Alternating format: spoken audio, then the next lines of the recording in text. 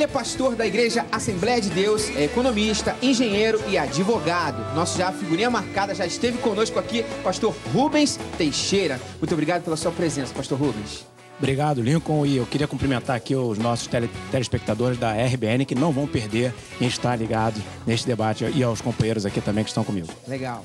Bem, para eu obter, por exemplo, uma Bíblia, um inário, um CD, um Salmo 91 quadro, né? Caixas de promessas, quer dizer, as pessoas não pegam caixas de mandamentos e obrigações, gostam de caixa de promessas às vezes. Essa coisa boa. Os mandamentos, às vezes, as pessoas esquecem de botar lá no meio das promessas também, né? Dos temas importantes. Não há como alimentar um mercado aí de 30 milhões de pessoas se não houver uma produção. Lógico, se eu quero que as igrejas tenham Bíblias, tenham harpas, há que haver uma produção desse material.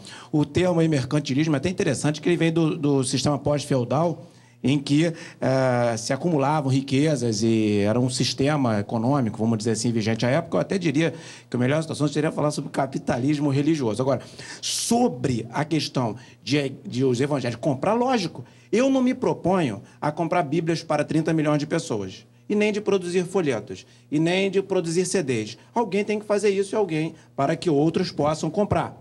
Agora, o foco da nossa pregação, a mensagem do Evangelho, ela não está sujeita a nenhum tipo de comércio nem negociação. A Igreja do Senhor Jesus Cristo é algo tão por cima de tudo isso que não está sujeito sequer às pessoas jurídicas chamadas Assembleia de Deus, Batista, Presbiteriana, Universal. A Igreja de Jesus Cristo não passa pelo crivo de nenhum outro mecanismo de denominação. A igreja local instituída por Deus, e que esta igreja precisa comprar alguns objetos e, portanto, precisa haver um mercado, esta igreja instituída por Deus é importante, né, de existir as igrejas, sejam quais forem os nomes, mas não podemos perder a direção. Sabemos que o Evangelho não está sujeito à compra e venda de absolutamente nada, nem de uso de qualquer tipo de objeto, nem que as pessoas queiram usar esse objeto como um mecanismo de demonstrar a sua fé. Uns usam candelabros, outros usam objetos judaicos, muito comum no meio evangélico, tal, mas nada disso representa salvação e nem ajuda e nem atrapalha na questão de salvação. Eu queria observar o seguinte: tirar o foco do Evangelho. O foco do Evangelho é simples. O apóstolo Paulo, quando estava lá, numa situação que as cadeias se romperam e o seu carcereiro quis se suicidar, ele não tinha muito tempo para falar, devia estar uma confusão danada. Ele virou para o carcereiro e falou muito rápido: o resumo do Evangelho: crê no Senhor Jesus Cristo e serás salvo. O Evangelho que nós conhecemos não é um evangelho complexo, em que precisa saber vários idiomas, grego e hebraico, nada disso. Tudo bem que tudo isso é importante para se estudar teologia e outras ciências.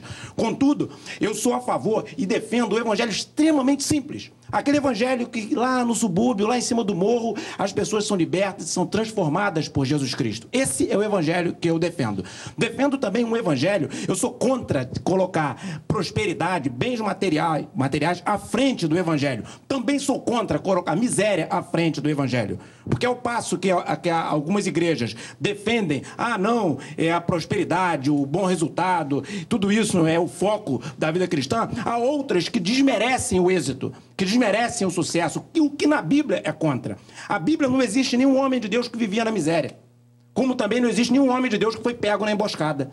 Algum homem de Deus na Bíblia foi pego na emboscada, morreu de emboscada? Não existe. Ou foram condenados, de alguma maneira, mas também não viviam na miséria. Então, miséria também eu sou contra a teoria da prosperidade, mas eu sou mais contra ainda a teologia da miséria. Eu sou muito contra. Cristão que vive na mendicância, igual eu já vi, isso a igreja devia combater muito mais exaustivamente do que a teologia da prosperidade. Agora, uma coisa é certa: existem pessoas que têm menos recursos financeiros e mais recursos financeiros. Qual que é o mais abençoado? O mais abençoado é aquele que está feliz com Deus, que tem Jesus Cristo no seu coração, aquele que está alegre, aquele que tem e distribui com o seu próximo, ajuda o seu próximo. Feliz é aquele que cumpre os mandamentos do Senhor, com dinheiro, sem dinheiro, bem empregado, desempregado, enfermo ou saudável. Esse que é o feliz, esse é que está no caminho ensinado pelo Evangelho. Não é nem o mais rico e nem o mais pobre. A Bíblia diz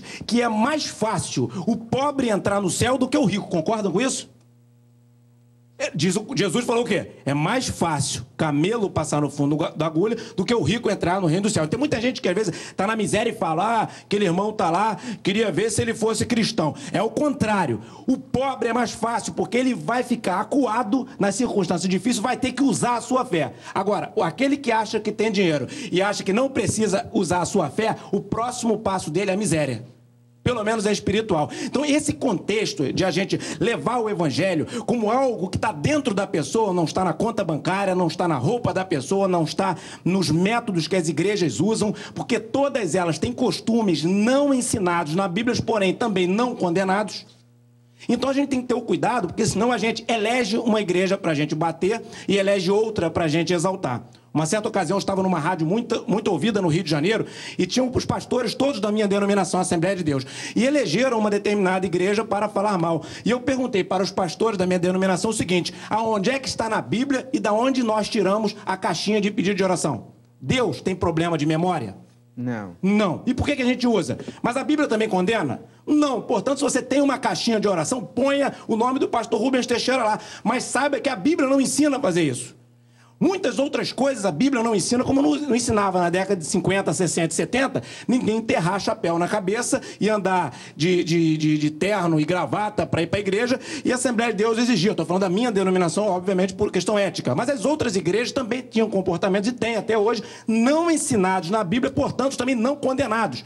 Então a gente não pode não ficar olhando para o comportamento do outro, olhando pelo sistema do outro, para o tipo de culto do outro, e dizendo que o nosso está certo e o da Bíblia... A Bíblia a gente até esquece. Importante é essa nossa referência. Cuidando disso, sabendo que o Evangelho está na palavra de Deus e a régua não sou eu, não é a minha denominação, não é a minha convenção, não é nenhum pastor de mídia, mas a palavra de Deus, guardando esse preceito, daí pode-se falar qualquer coisa para pregar o Evangelho, não para falar mal de igrejas, porque eu sou veementemente contra quem fala mal de qualquer igreja que prega o Evangelho, porque eu acho que isso é papel do diabo. Se quem fala mal de quem prega o Evangelho, está deixando o diabo à toa. Isso é um problemão pra gente, porque estaremos deixando de ganhar almas para Jesus. Acho que é muito difícil. Eu tenho convicção de que tudo isso é comércio. Ilegítimo. Ilegítimo. Eu posso ter uma empresa e escrever qualquer coisa na frente dela.